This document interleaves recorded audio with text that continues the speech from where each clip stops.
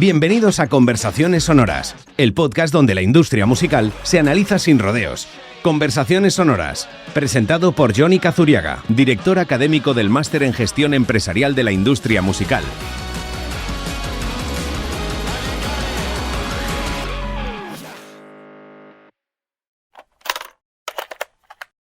Bienvenidas y bienvenidos al podcast del Máster de Gestión Empresarial de la Industria Musical de la Universidad UNIR. Bienvenidas y bienvenidos a Conversaciones Sonoras, un podcast semanal que versará sobre diversos y complementarios aspectos de la industria, tanto económicos como jurídicos y comerciales, pasando por sus ámbitos más innovadores y novedosos. Abordaremos temas fundamentales como el impacto de la inteligencia artificial o los nuevos modelos de negocio y de inversión, realizando, como no puede ser de otra manera, un análisis exhaustivo y dinámico de las diferentes estructuras y agentes que la componen. Todo ello en 20 episodios semanales. Conversaciones Sonoras contará con la presencia semanal de figuras profesionales relevantes en las distintas temáticas abordadas en sus 20 episodios, manteniendo un enfoque profesional, ameno y divulgativo, y será dirigido y presentado por el director académico del máster. De esta forma, este podcast aúna una nueva vía de desarrollo docente y de comunicación con la propia comunidad estudiantil del máster, a la par que se abre a la sociedad, derivando, por tanto, en una herramienta relacional y conversadora entre el mundo académico y el profesional, con el fin de generar, conjuntamente, noveles canales de diálogo y de reflexión, de entreabrir puertas y de estimular puentes firmes y colaborativos, y de impulsar y germinar miradas de armonizado conocimiento. Hoy tenemos el lujo y el honor de inaugurar este podcast con la presencia de una figura imprescindible para entender la industria en los últimos 35 y 40 años. Contamos con la presencia de don Carlos Galán, CEO y fundador del sello discográfico Subterfuge Records. Como digo, Carlos, un honor y un lujo. Bienvenido. Muchísimas gracias por aceptar nuestra invitación.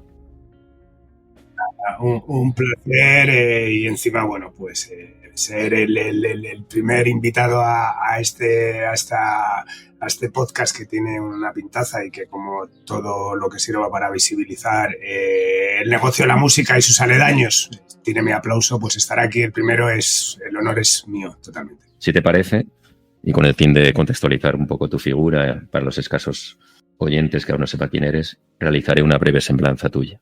Carlos fundó en el año 1989 Subterfuge Records, una compañía discográfica independiente española, cuyo origen nace del fanzine del mismo nombre, Subterfuge, referente de la cultura underground desde su primer número.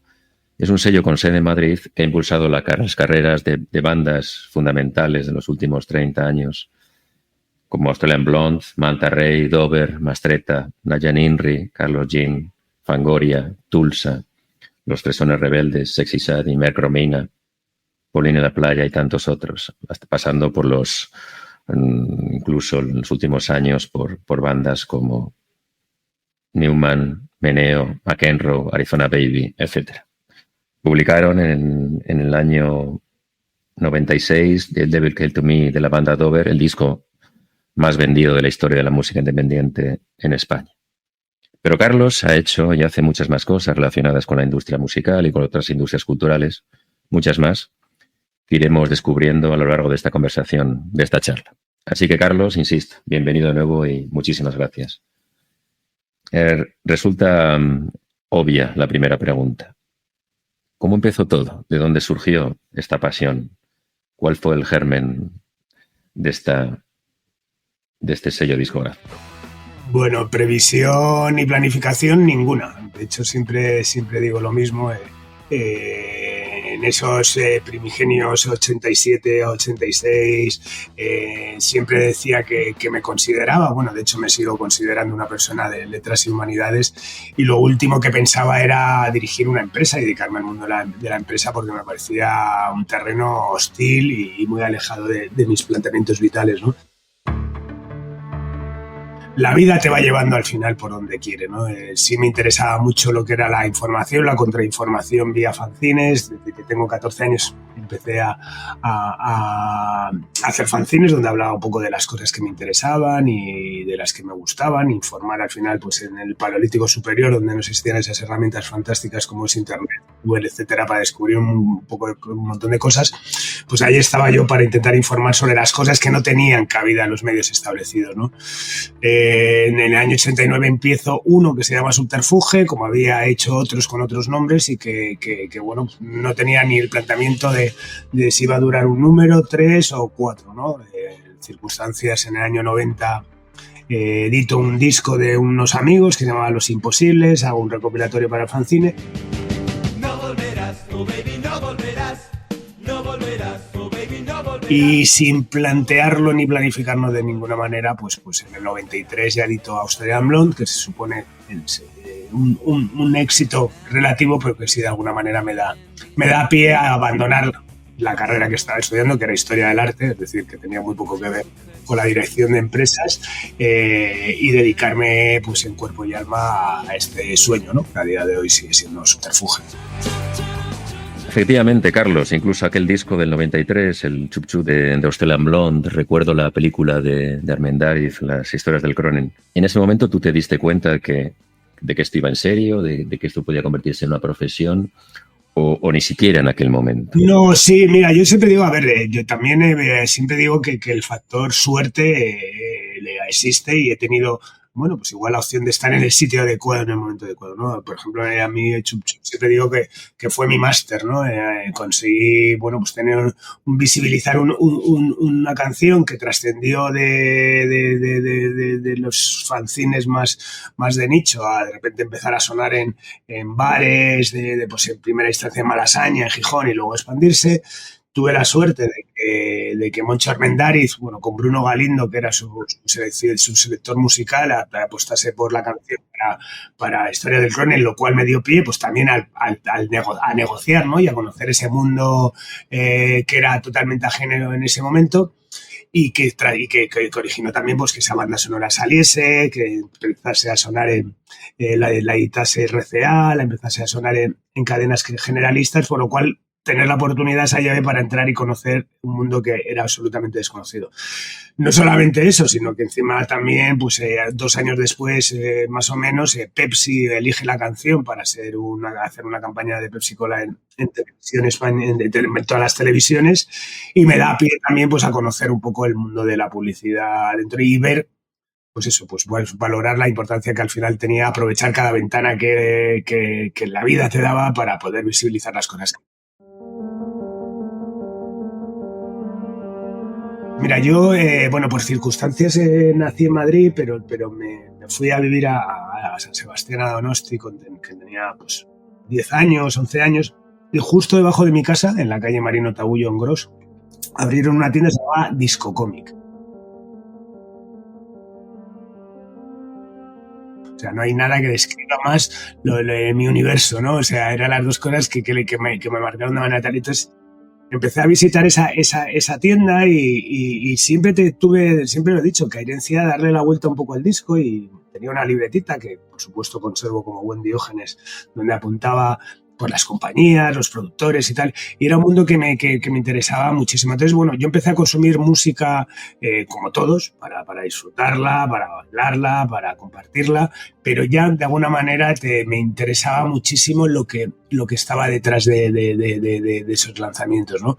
Y bueno, pues tuve una curiosidad innata, primero de descubrir nuevas músicas y tal, pero por supuesto también me interesaba saber qué es lo que pasaba, y de hecho siempre digo que a mí una voladura del cerebro que pues fue cuando, pues con 14 años así vi el disco de Siniestro Total de Ayudando a los Enfermos, que era un EP de 7 pulgadas, le di la vuelta y de repente vi discos radioactivos organizados, calle Francisco Remiro 5, Madrid. Digo, hostia, ¿qué coño es esto, no? O sea, es alguien que tal, porque leía Atlante, que huea, tal, no sé qué, de repente algo tal. Y en ese momento, evidentemente, no dije, yo quiero ser así, quiero tener esto. De hecho, nunca fui consciente de ese paso, pero sí que creo que de alguna manera en mi subconsciente se quedó plantado que era una aventura que me hubiese encantado, en ese momento me encantaría emular, ¿no?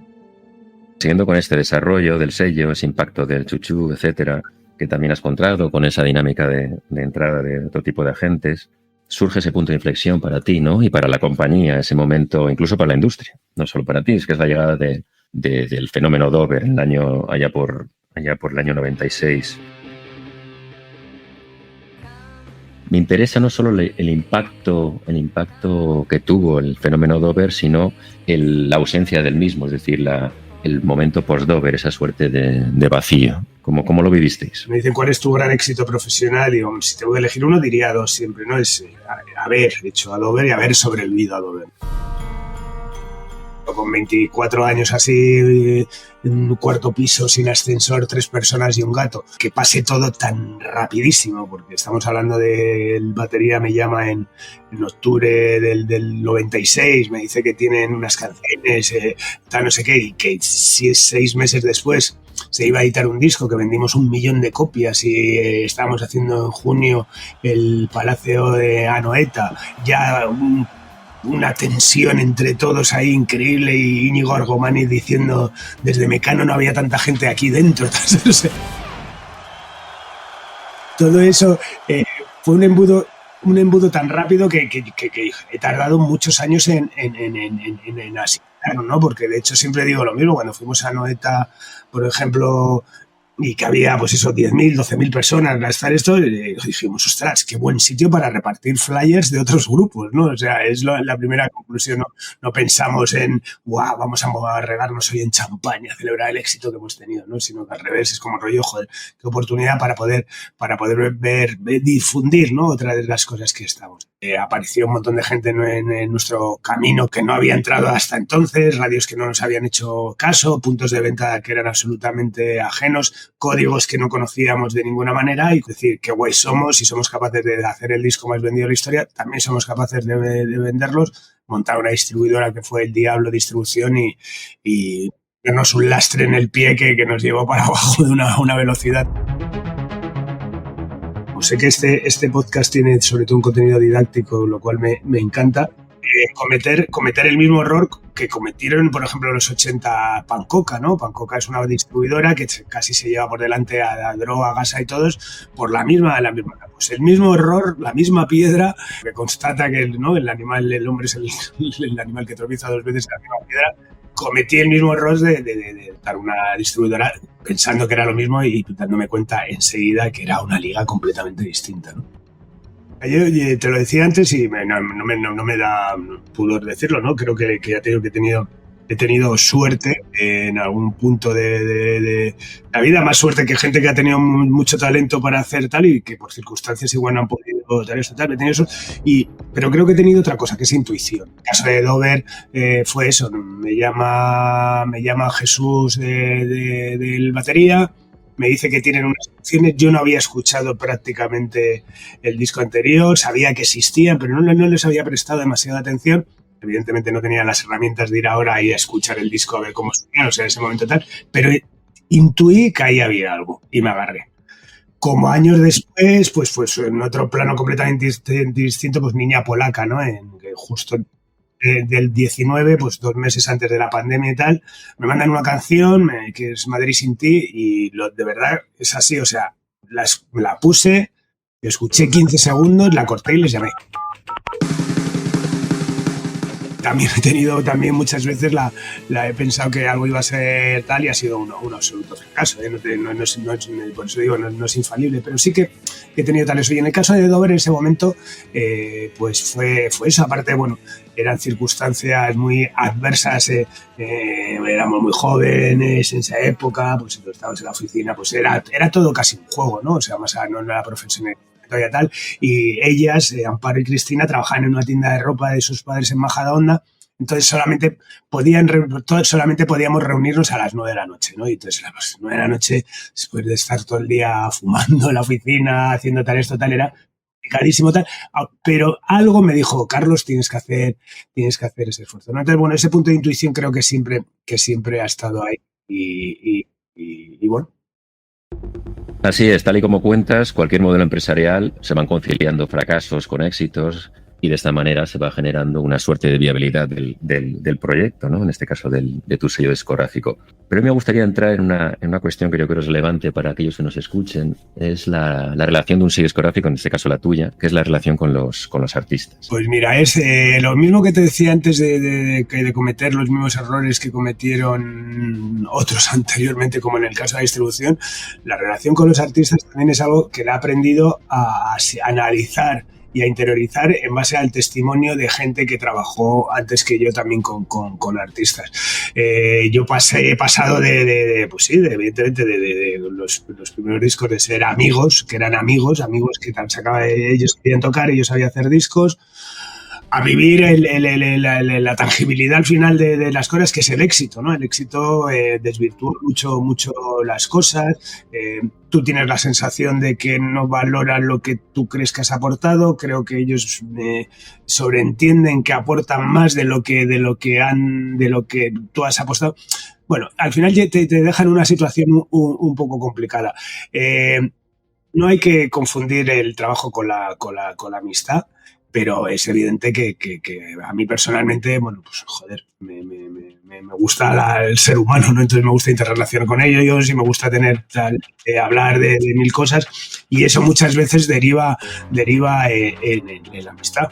Sí que tengo claro que esa amistad, cuando el éxito ha aparecido por medio, es como lo que dice, cuando el dinero sale de casa, el amor sale por la ventana. Pues igual, cuando el éxito entre, el amor sale por la ventana, porque las cosas eso. En cambio, cuando las cosas no van bien, pues la piña es muy cercana, ¿no?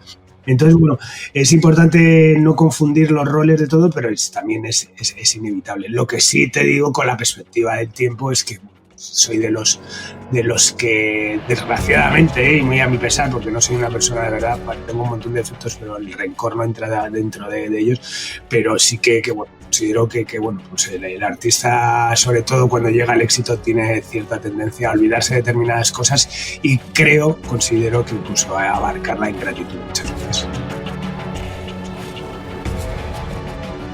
Efectivamente, Carlos, como dices, la dificultad está ahí, ¿no? Entender el talento suyo y conciliarlo con la estrategia, la planificación y la realidad del propio sello, ¿no? De entender a los artistas en función de sus características, de las bandas. Y por tanto entiendo que ahí tienes que tener un nivel de empatía fundamental para entenderlas y para tocar las teclas adecuadas, ¿no? En función de esas características de cada uno de ellos. Al final, lo que está claro es una cosa, ¿no? Tú tienes, por ejemplo, trabajas con 20 grupos, ¿no? Y tienes una compañía con todo lo que implica. Dentro de la estructura de la compañía tienes esos 20 grupos. Entonces, para los grupos es su grupo, solamente está su grupo, no tiene más grupos. Entonces, es cuando entras un poco tal esto. Mira, por ejemplo, un caso práctico de esta mañana, tal esto de un grupo que entró aquí y tal, y como, venga, intenta meternos de teloneros de gente de la compañía y tal, y bueno, y tal, los coloqué en un par de conciertos, y esta mañana estábamos hablando de su concierto de presentación, entonces dije, bueno, voy a intentar que sea un grupo de la compañía como él en su momento me pidió, y no lo entendía, y es como, joder, pero si es que hace unos meses en la situación era distinta. Entonces, bueno, yo lo entiendo también. Al final tú ves de manera global con todo tu roster de artistas, y para ellos es su propio mundo, ¿no? Para bien o para mal, ¿no? Entramos en el siglo XXI, que es un lugar común, cambia absolutamente el paradigma de la industria, no vamos a andar más en ello. ¿Cómo recuerdas tú esa época? Es decir, los años 2001, 2002, 2003, 2004, esa travesía del desierto, si lo fue. Cuéntanos cómo lo viviste. Una auténtica travesía en el desierto. A ver, los primeros de los 2000, o sea, siempre digo lo mismo. A mí me costó... Internet como concepto no entraba dentro de mis cábalas de que podía afectar o no a la transformación del negocio. Pensaba que, bueno, me equivoqué, evidentemente, que todo iba a continuar más o menos tal y que Internet iba a ser un añadido más. Lo que sí me sorprendió fue el día que vi a hacer una copia de un CD, ¿no? O sea, ese día dije, joder, aquí es que tal, y que era cuando se abría el debate, no, tal, es que en los 80 se hacían las casetes y tal, no sé qué. Dije, joder, aquí esto me parece que de repente se hace una copia exactamente igual, un objeto que está en las tiendas a 3.000 pesetas, tal, a 18 euros o 20 euros, o sea, va a ser difícil de justificar, ¿no? Entonces, bueno, en ese momento vivir, a ver, lo he analizado a posteriori, ¿no? Porque si no, hubiese sido un iluminado en ese momento, ¿no? Pero viví al final esa inversión que hicimos todos también a nivel de ventas de discos por ejemplo, en España estaba un concepto, un fenómeno como era Operación Triunfo, que vendían un montón de discos, entonces las ventas parece que estaban como maquilladas y nadie dijo, joder, es que aquí lo que se están vendiendo es discos a niños, ¿no? O sea, que no tienen ningún bagaje ni tal. Y luego entramos en ese, pues a partir del 2004 y tal, que eso es lo que siempre digo, que para mí es esa gran travesía en el desierto, que es, se acaba el formato, se acaba la prescripción periodística, se acaba la prescripción empresarial también a nivel marketing. Al fin y al cabo, todos sabíamos que para hacer un disco, grandes o pequeños, había que sacar un single, había que meter publicidad si podías en un medio, tenías que hacer un videoclip si podías para que estuviese en canales de televisión. Al final todos hacíamos lo mismo, cada uno con sus recursos y cada uno con su talento más o menos para generar un marketing intentando marcar la diferencia. Pero al final el proceso era el mismo. De repente eso desapareció. Yo siempre digo, vamos, para mí, justo mira, en donde estoy sentado ahora, hubo unos años que me sentaba y decía, ¿qué coño vamos a hacer?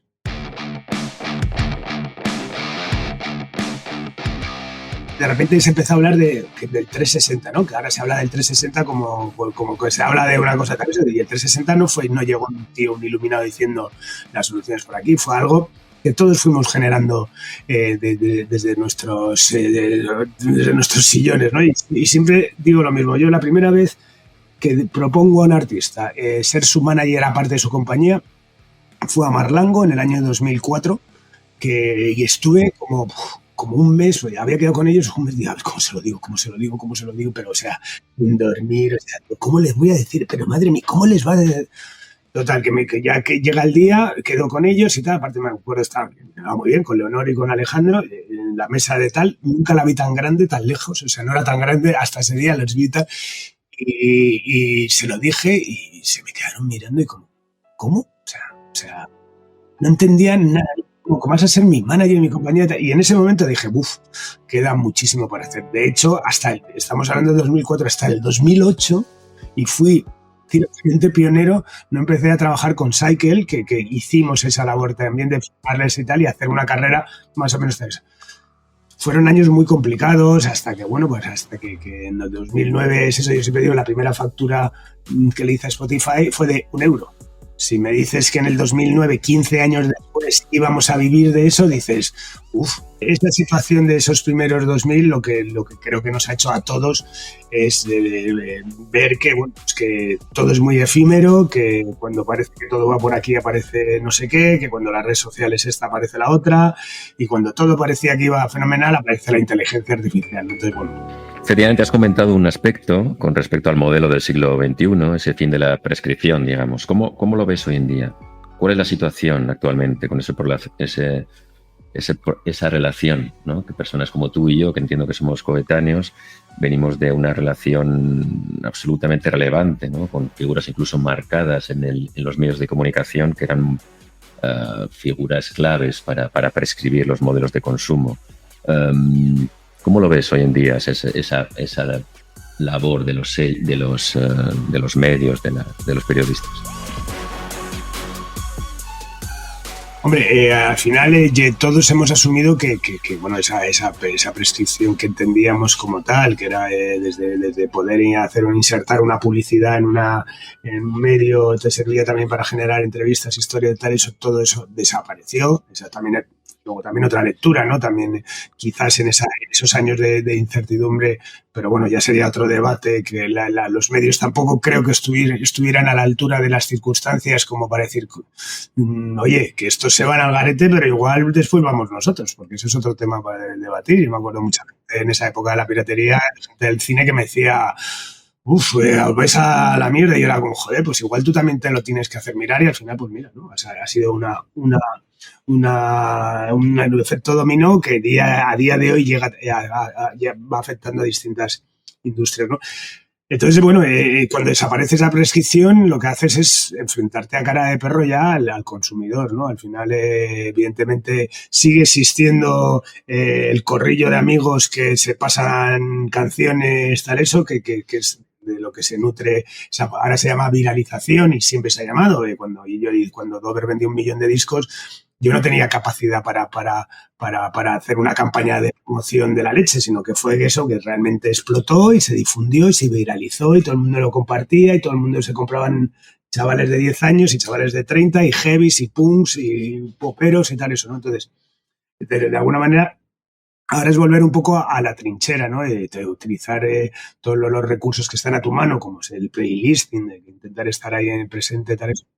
Pero bueno, al final yo creo que es hacer un marketing intentando definir, darle una personalidad un poco especial para intentar generar la atención del oyente y del consumidor y que por lo que estás apostando pues tenga visos de poder ser reconocido y de tener éxito, ¿no? Así es, ¿no? Esa prescripción, entre comillas, tradicional, es para unos pocos locos y absolutamente melómanos. Aquellos que consumimos música a diario a todas horas. Si te das cuenta, además es que todos los prescriptores que tuvimos no han tenido un relevo, o sea, que ya no es una cuestión de que tengan sentido, que como no hay, es como eso, pues negocios que vas a montar un negocio de colchones y tienes las grandes superficies que venden tal esto, pues igual, ¿no? Pues ahora hay Instagramers, tal, gente que te recomienda discos y tal, pero que no tienen que realmente su valor es que el algoritmo le alimente de manera correcta para que pueda llegar a gente y que la gente se que estos han sacado un disco, ¿no? Pero lo que opinen pues, no tiene ninguna trascendencia, ¿no? Porque al final es llegar a Spotify si te gusta bien y si no, pues, también. Antes has comentado un término, el 360, el modelo 360, como un modelo integrador, ¿no? Que suma las posibilidades de viabilidad de un proyecto, en este caso de un sello discográfico independiente. ¿Cómo te lo planteas tú? Es decir, si la única posibilidad hoy en día para unos chavales que nos están escuchando de montar un sello discográfico, la única posibilidad para un sello discográfico de nicho, emergente, independiente, es la posibilidad 360 o hay otra serie de posibilidades. ¿Cómo lo ves? A día de hoy que estamos haciendo entrevistas te diré que sí. Hace 10 años te diría que no, que es absolutamente imposible sacar adelante una compañía discográfica sin tener una pata en el live. O sea, pero ahora sí, ¿por qué? Pues porque evidentemente los números digitales empiezan a dar unas cifras más decentes, todos hemos asumido que bueno, todo lo que perdimos en esos medios prescriptores y prescriptivos que era insertar publicidades, historias, tal, pues es un gasto que ya no haces y que lo canalizas de otra manera. Las grabaciones, pues todas son menos, o sea, toda esta revolución digital también lleva implícito que, bueno, pues que se grabe más barato, que no necesites grandes recursos para hacer un super videoclip. Es decir, que ahora puedes asumir proyectos con presupuestos más domésticos y con una calidad absolutamente bestiales y sin necesidad de esa pata al final del directo. O sea, que si tienes buenas... Otra cosa es bueno, que no tengas, que las cosas que edites no tienen o no tengan una trascendencia, pero yo a día de hoy, de hecho, yo ya porque tengo una dinámica montada tal, pero vamos, yo siempre digo que a mí lo que menos me gusta de toda la transformación, por un lado me siento casi muy orgulloso y muy agradecido a la vida, el haber vivido con la perspectiva del tiempo esta transformación. Para mí ha sido súper excitante y emocionante ver todas las transformaciones que he vivido y si solamente tengo que ponerle un pero a todo esto, es haber tenido que asumir el rol de booking y el management, porque es lo que siempre detesté profundamente, ¿no? Entonces, bueno, lo tuve que hacer por las circunstancias, pero ya te digo que a día de hoy creo que sí se puede hacer cosas sin tener que hacer eso y acceder a profesionales que lo hacen muy bien y que pueden implementar tu trabajo como era antaño, ¿no? Eso es, asumiendo y entendiendo que la música en directo es un motor absoluto hoy en día para los artistas musicales. Todos los artistas antes querían ser estrellas del rock y hacer discos fantásticos y salir por las noches y romperlo todo. Ahora quieren tocar en X festival y les da igual que sea a las 2 de la tarde, cuando todavía no les conoce ni el tato, tal, no sé qué. Entonces, cuando haces un tal, preparas el contrato y ya has conseguido lo has negociado y te sientas y tal, y que ya te abres ahí y dices, que a ver, ¿qué esperáis de mí? Y te dicen, no, tocar en el Sonorama. Y es como, joder, colega, o sea, todo lo que tengo que hacer, todo lo que tal es, al final... Que lo entiendo porque es casi la esclavitud, ¿no? A la que se han abocado los artistas, ¿no? Su intención es eso, es tocar. El otro día, al final es todo, ¿no? la precariedad del Star System, ¿no? La precariedad de que... Y las redes sociales, claro, las redes sociales. Totalmente, absolutamente. Pero es eso, y yo pues eso, pues también lo que cuesta tocar en salas, que es complicado. Joder, yo el otro día hablaba con un grupo y me decía que llevaban como 7, 8 años tal, y que habían tocado 6 veces. Y yo decía, ¿cómo habéis tocado 6? Sí, claro. No sé, yo recuerdo cuando en el underground era con todas las palabras, joder, hay grupos, incluso Australian Blonde, te digo, el Proto Indies, Silicon Flesh, tal, tocaban todos los fines de semana en todos los, o sea, que había tal esto. Entonces ahora es como, no, quieren eso, tocan, pero lo que quieren es tocar en un festival. Y bueno, pues es lo que dices, ¿no? Al final, para generar ese circuito de toco, mi ego está satisfecho, a mi ego personal también de que me acerco al fan, y luego mi ego virtual, ¿no? Que es como aquí con mi foto de Instagram tocando aquí o en este cartel, ¿no? Antes, cuando al comienzo del podcast, cuando te definía, hacía mención a que tú has hecho múltiples cosas, siempre ligadas al desarrollo del sello, pero en los últimos años ya te has involucrado en otros proyectos empresariales, entiendo que en una estrategia de diversificación acorde a tu modelo nuclear del sello. Lanzaste el primer podcast de la industria, Simpatía con la industria musical, todo el desarrollo de tu Subterfuge Radio con podcasts desde Casa Gavestani, Amor Libre del gran Javier Corral, Jerry, Podcast de Papel, etcétera. Todos los discos son grandes de Julio Ruiz. Incluso has organizado en los últimos años un tinglao muy importante como este festival de creación sonora. Todo esta diversificación, ¿cómo la has ido integrando dentro del crecimiento, dentro del desarrollo del sello? Si no queda muy frívolo decir que la pandemia tuvo algo bueno, en el caso de lo que es el audio, a mí me benefició. ¿Por qué? Yo había empezado a finales del 19 más o menos. Bueno, pues fue un amigo, Roberto, de Bienvenido a los 90 y tal, y me dijo, tío, ¿por qué no montas una radio? Y yo digo, ¿cómo voy a montar una radio? Yo pensaba en Radio Nacional, en un edificio, que estos son 2 micros, tal, no sé. Entonces empezamos un poco así, a hacer yo mi programa, a hacer otros programas que le cedía un poco el espacio que habíamos adaptado para grabar y tal. Pero bueno, sin ningún tipo de idea, ni de objetivo, ni de nada, más allá casi de pasarlo bien. Y quizás, pues bueno, en mi caso también la radio siempre me había gustado mucho, pues una manera de matar un gusanillo, ¿no? Pero bueno, surgió lo de la pandemia, me tuve que dedicar, o sea, tenía todo el lado del live, se paró, los lanzamientos evidentemente se ralentizaron, se plantearon de otra manera, y le empecé a dar dimensión a lo que era el audio, y además, bueno, detectamos que bueno, pues que crecían en audiencias y que había más posibilidad ¿no? Entonces, bueno, por un lado seguimos con la plataforma creciendo. Yo en el caso de mi podcast seguía haciendo cosas, y me pasó un poco también como lo de la música y ese 2008, ¿no? De repente es como, a ver, el podcasting no da dinero a nivel monetización, como en el 2009 Spotify no daba dinero a nivel del streaming de la música que yo hacía. Dije, joder, pues igual aquí lo que hay que hacer es apostar por el directo, ¿no? Entonces en el 2022 hicimos la primera edición de Estación Podcast, que era, pues eso, replicar un poco el modelo de un festival de música, pero en el audio y en el podcast, y en vez de escenarios, pues que fuesen sedes. Evidentemente todo mucho más contenido, mucho más. ¿Cómo lo complementé, digamos, a nivel interno? Pues bueno, pues al final haciendo un poco encaje de bolillos, intentando que Subterfuge Radio se mantenga como un ente autónomo a Subterfuge Records, pero que de alguna manera se generen sinergias constantes, tal, pero siempre manteniendo su autonomía, porque además Subterfuge Radio, mi intención pues que siga creciendo también como medio en un momento que escasean los medios, ¿no? Entonces, bueno, pues al final en Subterfuge Records venían los artistas de la compañía, y ahora vienen muchísimos grupos de otras compañías que vienen a programas y tal, por lo cual genera, joder, pues un networking muy interesante y entradas y salidas de personajes de la escena, que yo creo que al final a todos nos beneficia, ¿no? Y luego intentar desde el primer momento, pues al final aplicar un poco la idea del marketing casi musical, ¿no? Para mí es eso, como asumir que hay podcasters que ya son artistas, asumir que hay podcasts que son como discos y asumir que los distintos programas de esos podcasts son singles, ¿no? Entonces, trabajar en esa dinámica también de que artistas, que podcasters se conviertan en personas relevantes y que bueno, que también tengan su trascendencia a nivel de venta de tickets en eventos como Estación Podcast, pues es parte de...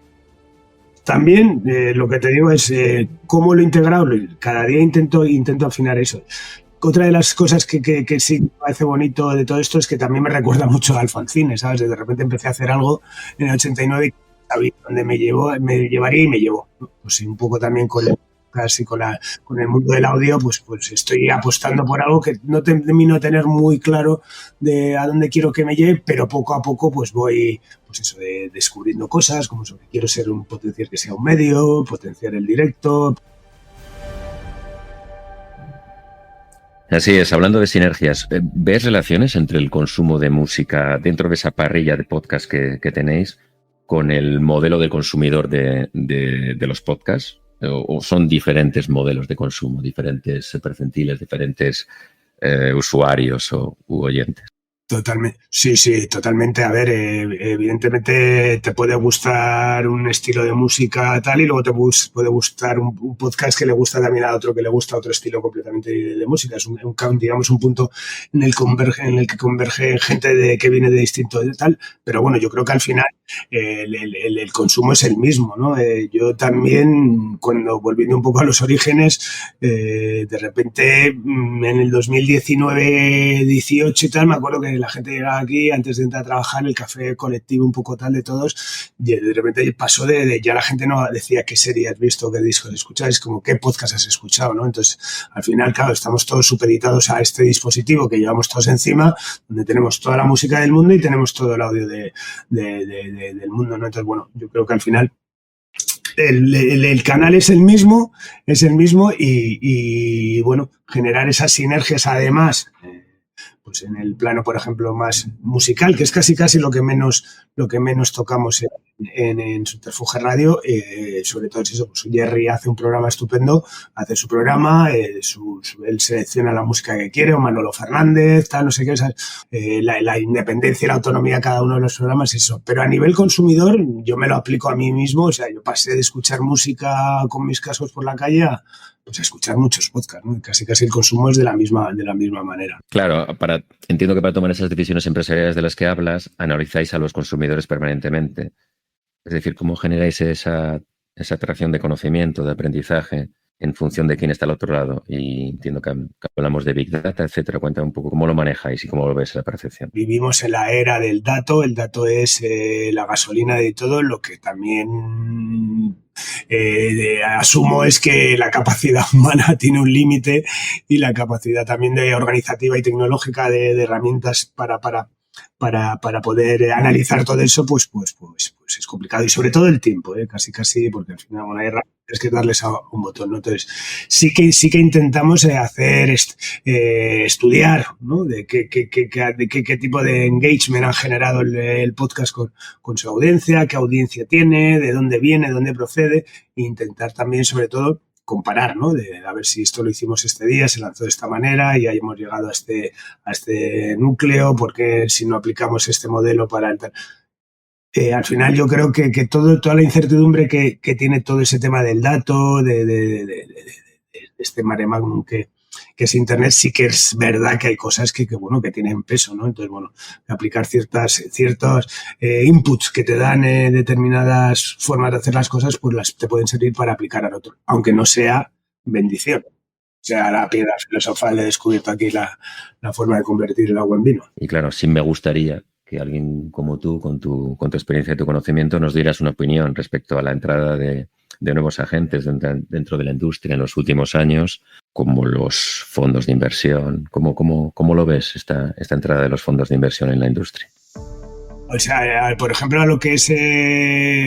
Bueno, yo creo que en todo, ¿no? Pero, por ejemplo, en el aspecto, por ejemplo, más del live y todos estos que han entrado, también, hombre, lo que ves es que se ha desvirtuado la esencia de lo que tenían los festivales y lo que tenía sobre, digamos, al final la personalidad de cada uno para convertirse en objetivos empresariales y en la consecución de unos números, ¿no? O sea, yo hace poco fui a ver a un festival aquí en Madrid y tal, y llegué y ahí estaban todos en la misma planta, o sea, y porque todos eran del mismo fondo, ¿no? Joder, o sea, ¿qué diferencia hay en otro y tal? Y eso al final pues te hace también analizar muchas veces y dices, ahora entiendo por qué todos estos festivales tienen el mismo cartel, que son todos iguales, ¿no? O sea, al final eso.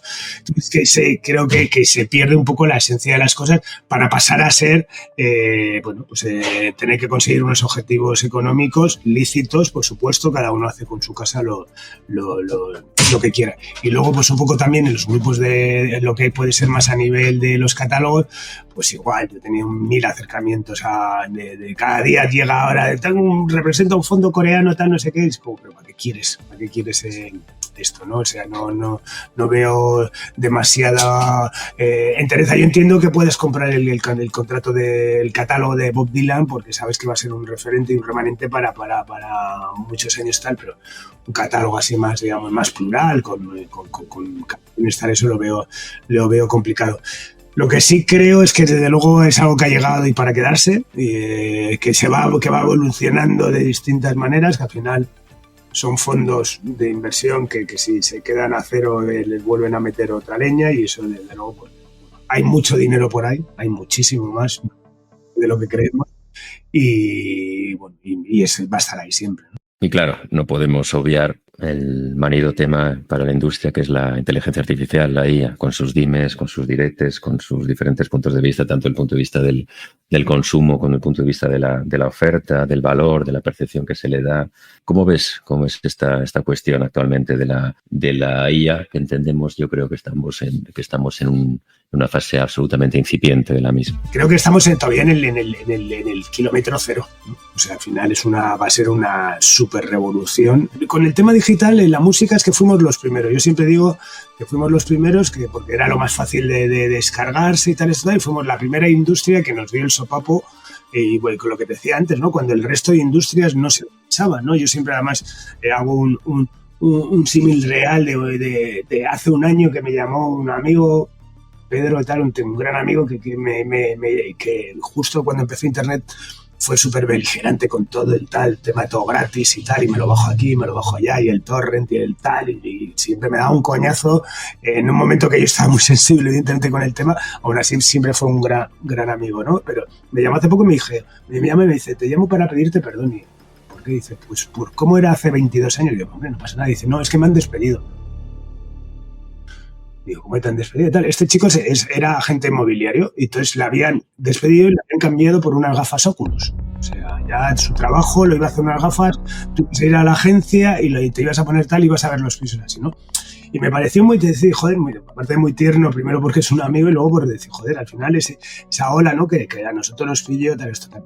Pues en el caso de la inteligencia artificial igual, yo creo que estamos quedándonos con la capa esa tal de, bueno, pues sí, que van a salir artistas virtuales, que luego tiene su beneficio, que nos va a ayudar en el tema médico y científico, que luego que va a destruir un montón de puestos de trabajo, que tal. No sé, al final creo, yo lo que realmente me preocupa es que el ser humano realmente no haga lobby humano en todo el esto frente a esto que hemos creado, ¿no? Al final yo creo que aplicando a mí mi modelo, cómo viví esa reconversión, esa revolución digital en mi sector, ahí vi que eso fue una sálvese quien pueda y ningún tipo de tal, pero sobre todo por eso, porque entre digamos la canción, el producto y el consumidor había un montón de patas, como eran los políticos, las instituciones, los periodistas, tal, y todos los artistas, y todo el mundo dio la espalda a su propio negocio. Al final lo triste de eso fue que nadie defendió eso y al final parecía que solamente eran los productores fonográficos que salíamos a decir que no a la piratería, ¿no? Creo que en el caso de la IA estamos igual, y creo que hace falta hablar mucho, debatir mucho, que las instituciones tomen medidas, o sea, porque es eso, pues tiene mucho de excitante, como lo tuvo lo digital, pero tiene mucho de preocupante, ¿no? Sobre todo, a mí me preocupa muchísimo más en el aspecto, pues eso, más de las próximas generaciones, de cómo consumir, ya cómo consumen esa cultura de fast food, de glotonería, de tener absolutamente todo para escuchar y a tu disposición. Para que de repente tengas todo el conocimiento, toda la forma de expresarte, todo tal esto sin apelar al mínimo esfuerzo, ¿no? Creo que al final es algo que nos puede afectar a todos de manera más global que esos puestos concretos que van a aparecer o desaparecer, ¿no? Creo que estamos en el cero, creo que tenemos una reflexión por delante, creo que hay que hacerla, pero vuelvo a lo mismo, si más allá de Aldous Huxley, de George Orwell, creo que necesitamos hacer un lobby humano para realmente valorar cuál va a ser el alcance de todo esto. Una carta a los Reyes. ¿Qué pedirías respecto a la industria de la música? Hombre, ya sabes, está el manido IVA, que creo que es una cosa lamentable que sigamos como estamos. Estamos ese reconocimiento, ese libro blanco de la música, donde realmente reúna todas las necesidades y virtudes y defectos visibilizados del sector. Creo que como ente que apostamos por el talento, por la cultura, ¿no? Por al final la cultura muchas veces es lo que representa a los pueblos, deberíamos poder optar a ciertas ayudas que no es la subvención, que yo estoy súper contrario a la subvención tal cual, per se, ¿sabes? O sea, pero parece que, bueno, creo que hay gente que puede servir para desarrollar ciertas historias y puede tener acceso a un tipo de ayudas o facilidades fiscales o tal eso, pues para poder llevar a cabo determinadas gestiones.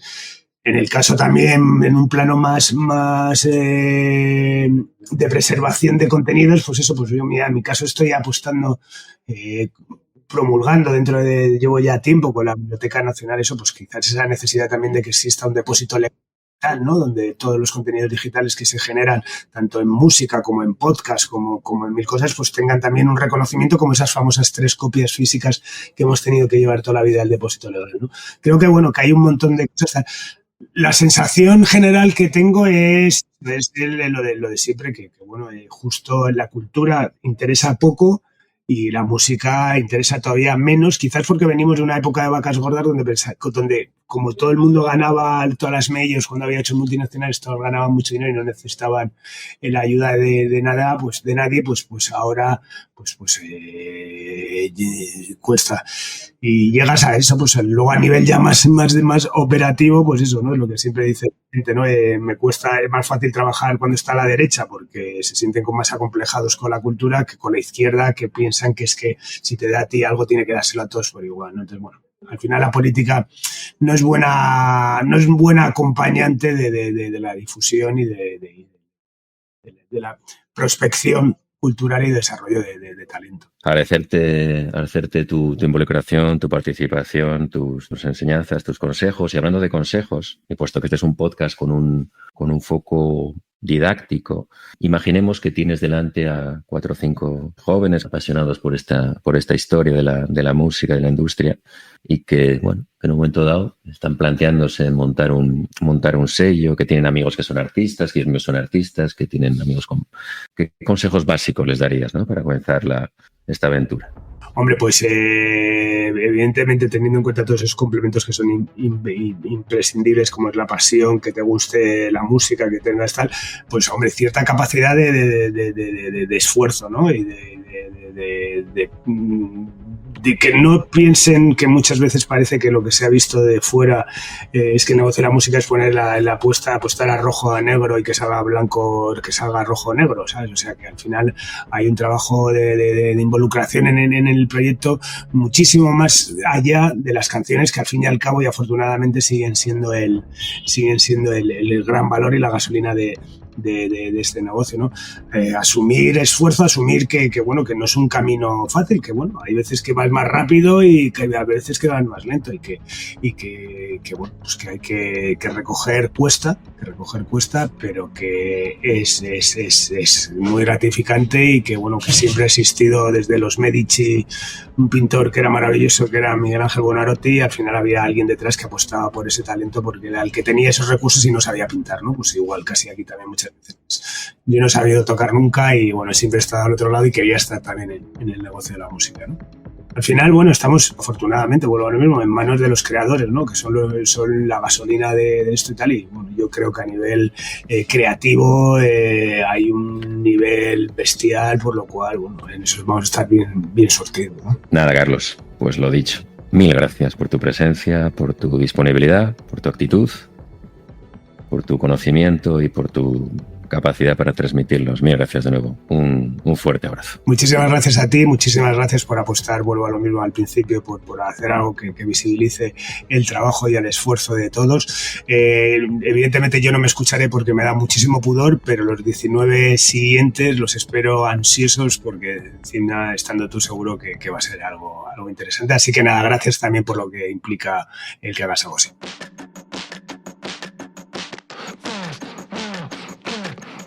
Conversaciones Sonoras, el podcast donde la industria musical se analiza sin rodeos. Presentado por Johnny Cazuriaga, coordinador académico del área de música de UNIR, la Universidad en Internet.